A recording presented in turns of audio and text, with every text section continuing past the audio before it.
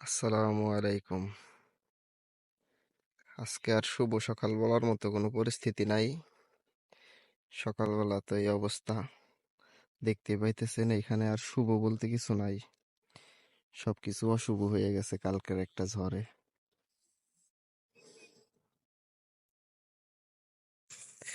এবছর আমরা সবাই ভুট্টা এবং সরিষা নিয়ে প্রচন্ড আশাবাদী ছিলাম, কারণ এবছর আমাদের চকে বোর্ডিং গাড়া ছিল। যখন যার পানি লাগছে সবাই পানি দিয়া ভুট্টা গাছগুলো অনেক সুন্দর করছিল। প্লাস এবছর বৃষ্টি না হইলেও সরিষা গাছগুলো অনেক সুন্দর ছিল। এ পর্যন্ত যারা পাকায় ঘরে উঠাইছে তারা বাইসে গেছে, আর যারা ঘরে উঠাইতে পারে নাই কালকে সন্ধ্যার বৃষ্টিতে সব সরিষা নষ্ট হয়ে গেছে। মোটামুটি ধরেন 16 আনার ভিতরে 8 আনা আছে, আর 8 আনা একবারে গায়েব হয়ে গেছে। প্রচন্ড বৃষ্টি এবং ঝড় হয়েছে বিকেল বেলা। এই যে পরিস্থিতি দেখতে পারতেছেন, আমাদের সব ভুট্টা ক্ষেত একবারে শুয়ে পড়ছে। আমাদের বলতে পুরা চকের সব মানুষেরই যত জমি ছিল সবারই মোটামুটি ভালোই ক্ষতি হয়েছে। এখন কিছু করার নাই, আল্লাহ যা করে ভালোর জন্যই করে। এই যে এটা আমাদের ভুট্টা ক্ষেত,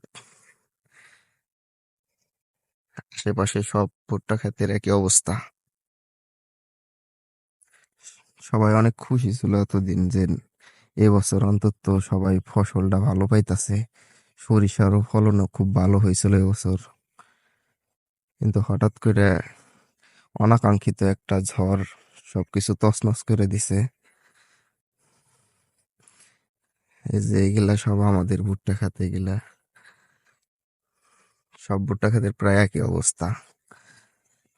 ভুট্টার কেবল বাদি আসতেছে কত ক্ষেতে, আর কত ক্ষেতে অলরেডি চলে আসছে। যেমন আমাদের এই ক্ষেতে এখনো বাদি আসে নাই, কেবল বাদি আসতেছে। এটারও সেম অবস্থা, এখনো বাদি আসে নাই। এখন কি হইব আল্লাহ মাবুদ জানে। আমাদের এই যে এই ক্ষেতে আবার বাদি আসছিল অলরেডি, প্রত্যেকটা গাছে মোটামুটি বাদি বেরিয়ে গেছিল, এই যে মাথায় ফুলও বেরিয়ে গেছিল। কিন্তু হঠাৎ করে এরকম একটা ঝড় বৃষ্টি, মানে খুবই কষ্টদায়ক। কিন্তু কিছু করার নাই, আল্লাহ যা করে ভালোর জন্যই করে। এই যে দেখছেন ভুট্টা ক্ষেতের অবস্থা, আসলে ভিতরে দেখাইতে পারতেছি না আমি। যে সাইডে আছে এই সাইডে বেড়া দেওয়া, এই কারণে এই সাইডে একটু পরে না এসে বাজার হয়েছে। এই যে একটু ভিতরে দেখাই আপনাদের, এই যে দেখেন একেবারে ডাইল ডাইল হয়ে গেছে সোজা কথা। মানে আমাদের মানিকগঞ্জের ভাষায় যদি একেবারে নষ্ট হয়ে যায়, ওটা একবারে ডাইল ডাইল হয়ে গেছে।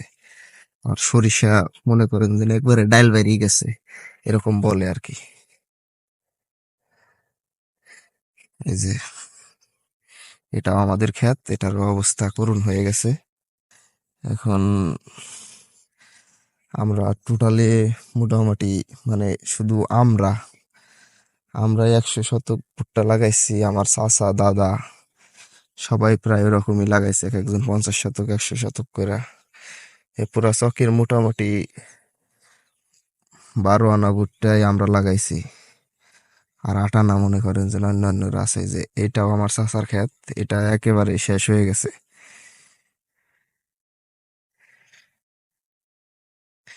এটা আমার চাচার ক্ষেত, এটাও শেষ মোটামুটি।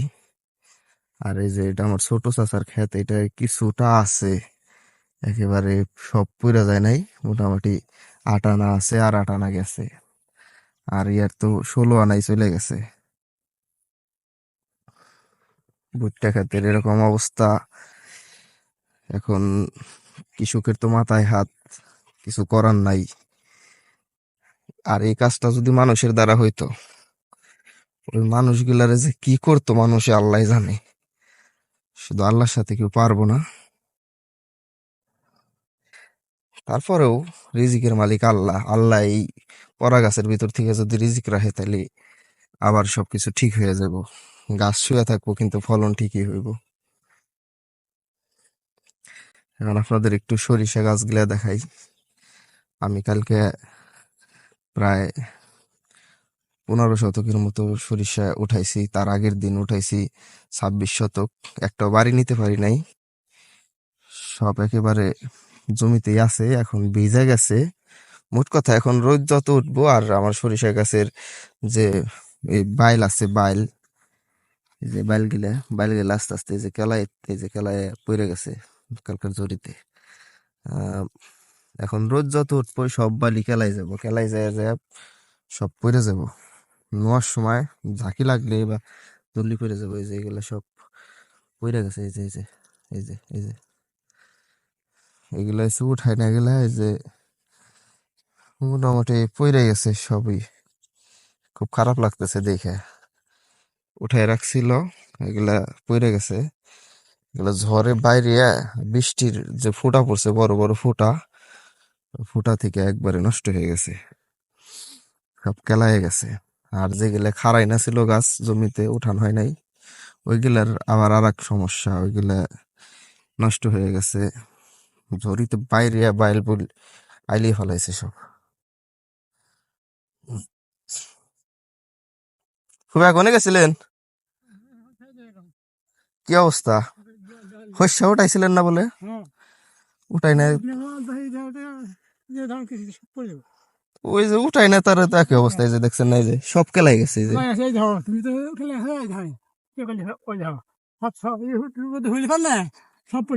হ্যাঁ, মানে যত রোদ উঠবো তত খালি পইরা যাবো, কেলাই যাবো। এখনই আনা দরকার হিসাবে, এখন শুহাইলে পারে তো। আর ভিজাটা তো আনা কষ্ট। এখন কি করা যাবে এখন? আর এই যে দেখছেন না অবস্থা, সব সাদা হয়ে গেছে, নাই কিচ্ছু বাইলে নিয়ে গেছে। ওইটাই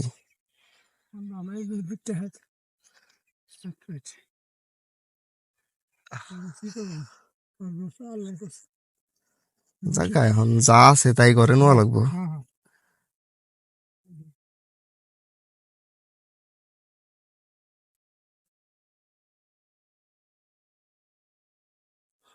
নাই, মানে গাছ আছে খেতে কিন্তু সরিষা আর নাই। এই যে দেখেন, এই যে একটা গাছে, মনে করেন এই যে একটা গাছ, গাছের ভিতরে যে কয়টা দানা হয়েছিল তার অর্ধেক গেলা দানা কেলায় পড়ে গেছে। যাগা, আল্লাহ যা দিছে এখন তাই করে নিয়ে সন্তুষ্ট থাকা লাগবো। এখন তো কানলেও আসবো না, আর কারো কাছে চাইলেও দিব না। দোয়ার মালিক আল্লাহ, নোয়ার মালিক আল্লাহ। হেই দিছিল, হেই নিছে, আবার দিব ইনশাল্লাহ। আল্লাহ চাইলে সবই হবো। যাগা, ঠিক আছে। দেখলেন আমাদের অবস্থা, আমাদের মানিকগঞ্জের প্রায় প্রত্যেকটা থানারই একই অবস্থা। প্রত্যেকটা পুরা জেলা জুড়েই প্রচন্ড ঝড় বৃষ্টি হয়েছে। আল্লাহর কাছে দোয়া করি, আল্লাহ সবাই ধৈর্য ধরার তৌফিক দান করুক,